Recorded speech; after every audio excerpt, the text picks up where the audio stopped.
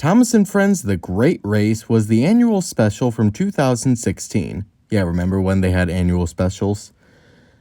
The film is now 5 years old, and although I wouldn't call it a bad film, I hesitate to call it good either. It's very much a okay special. It had a lot of good ideas, it just didn't execute them all the best. So today, I'm going to be giving my idea of how I would have adapted The Great Race. Now, this is technically a rewrite, but I'm not going to go in-depth into every scene, only a general overview with insight into important scenes. Now, I will say I don't know the exact conditions that the writers had to deal with when coming up for this film, although I imagine a lot of them were made purely to line up with the toys at the time. And I'm not going to pretend like I'm a better writer than everyone working on it. I'm just saying how I would have interpreted the film. And it's going to be very different from the original, but we'll still have a couple elements that were in it. Now, I will admit this, I was quite decently inspired by the Unlucky Tug's proposed alternate version of The Great Race. However, there are quite a few differences between his interpretation and mine. So without further ado, let's get started. The Great Race would begin in a very similar way to the original special.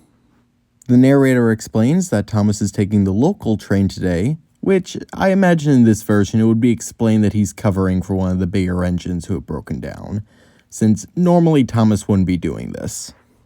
Let's just say James took on some bad coal that day. In this version, Thomas likely isn't pulling Annie and Clarabelle since he's pulling the local, so he probably just has some generic red coaches behind him.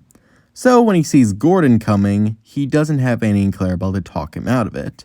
So, like in the original film, he tries racing Gordon to the signal box. Thomas yells back trying to get a reaction out of Gordon. "What's the matter, Gordon? Can't keep up with me?" However, Gordon takes little note of Thomas, simply rolling his eyes and racing by very quickly. Thomas is puzzled. What's got him in a foul mood? Thomas continues down the line until he makes it to Vickerstown. As Thomas rolls into the station, he can see a long line of express coaches, and naturally assumes this to be Gordon. He prepares to insult the big engine, when suddenly, he notices a green engine with two tenders at the lead of it. This engine, of course, is the Flying Scotsman. The two engines give their introductions. "Hello there, are you from the other railway? I was built on the main line, you know, and once, a long time ago, I went back across with the other famous engines from Sodor." The Flying Scotsman cocked an eye and smirked a little bit. "Is that so? I didn't think there were famous engines on Sodor." Scotsman looks over to the other side of the station, where Gordon has been sitting quietly. "Oh, hello, Gordon." Gordon lets off steam, as if he's trying to hide. Thomas seems confused. "Gordon, did you know each other?" "Ugh, yes, Thomas, we know each other. This is my brother. They call him the Flying Scotsman." "Indeed they do. It almost makes me sound famous, doesn't it?" "Oh, and by the way, Gordon, remember that speed record you were trying to break after you were built? Well, don't worry, I took care of it for you." Gordon's scowl only seems to get larger, but he still remains quiet, trying to interact as little as he can. Scotsman glances at a clock. "Ooh, I would love to stay and chat, you two, but I must return to the National Railway Museum. They're beginning preparations for the Great Railway Show, after all, and I shall be racing." Gordon's taken aback by this. Thomas seems puzzled. "What's the Great Railway Show?" Scotsman glances back at the tank engine for the first time throughout this conversation. "Oh, the Great Railway Show was an event where all different kinds of railways from across the globe come together to promote their railways. It's a grand gathering of rail fans, engines, controllers, and politicians. And, at the very end, is a charity race between the fastest engines in the world. And naturally, as the first engine, nay, vehicle, to hit 100 miles per hour, I have been welcomed to it." "Really? I thought the city of Chero was the first to go 100. The city of Churro. He was timed with a stopwatch. Well, look at the time. I must get going. See you, Tank Engine and, Gordon. Scotsman blows his whistle as a crowd of rail enthusiasts applaud his departure. Flying Scotsman, coming through. Gordon grunts at this as Scotsman rolls out of the station. The film would then begin to transition into Will You Won't You in pretty much the same way as the original.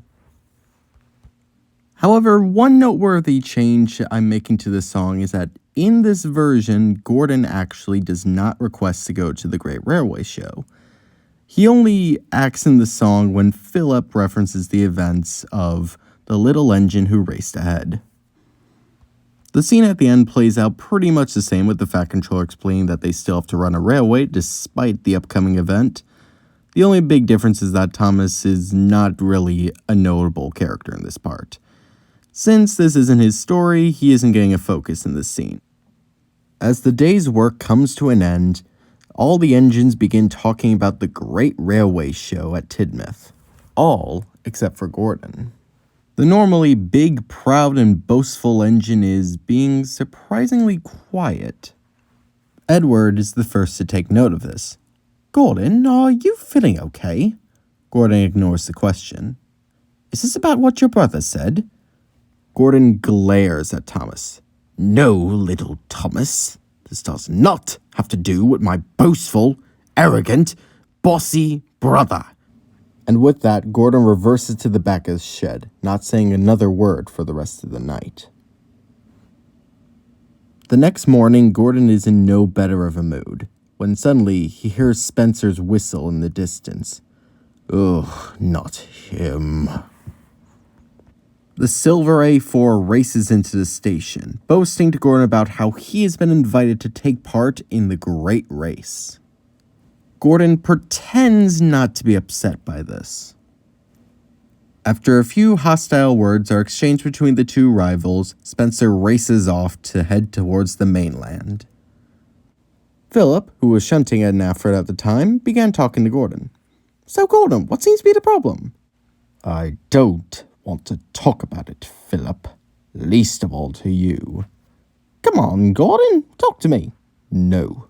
Come on. No. Eventually, with enough pestering, Philip finally gets Gordon to crack. Fine, Philip, if you must know. My siblings and cousins are all very famous and prestigious engines, which I myself am as well. But Gordon takes a deep breath.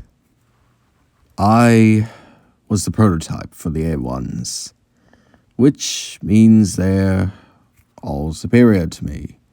Technologically speaking, of course. I mean, I'm clearly the grander engine, but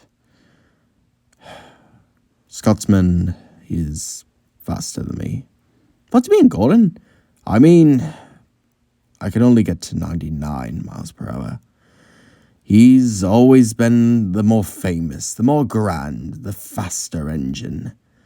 But if I was just a little faster, if I was, I don't know, if I was just a bit more grand? No, well, yes.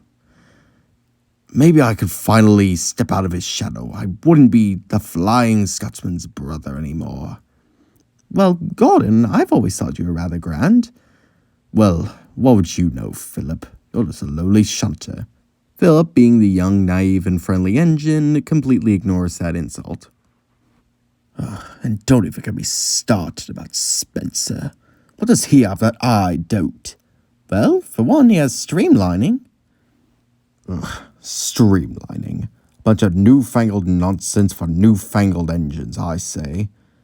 Well, I wouldn't say that, Gordon. I mean, back in Pennsylvania, I knew several large engines that were streamlined, and trust me, it really helps with aerodynamics.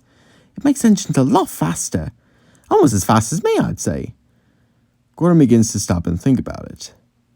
Then, a small smile comes across his face. That's just what I need. And with that, Gordon races out of the yard, leaving Philip in the dust.